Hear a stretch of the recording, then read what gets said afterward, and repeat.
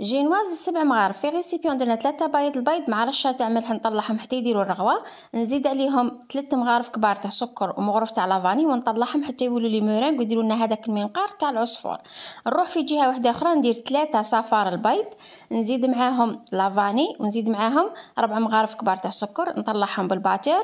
نزيدوا 7 مغارف كبار تاع زيت غير بشويه و7 مغارف كبار تاع حليب ماذا بكم يكون دافي. نخلطهم مليح بالباتور، من بعد نحبسوا الباتور ونزيدوا 9 مغارف كبار تاع الفارينه مع باكيه خماره تاع الكاطو على حساب الحجم تاع البيض، ونبقى نخلط غير هكا بالفوي ولا بالمغرف. هنا الخليط تاعكم يولي ثقيل، نروحوا نزيدوا له المحسن الطبيعي اللي هو مغرف كبيره تاع خل ابيض ولا خل عادي نتوما اللي كان عندكم.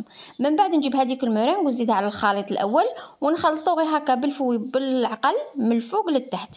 من جهه واحده اخرى نكون موجده بلا 30 على 40 فرشتها بالبابي كويسون ودهنته بالزيت. نفرغ الخليط تاع الجينواز وندخلها طيب على 180 مده 10 دقائق وتكون جينواز واجده.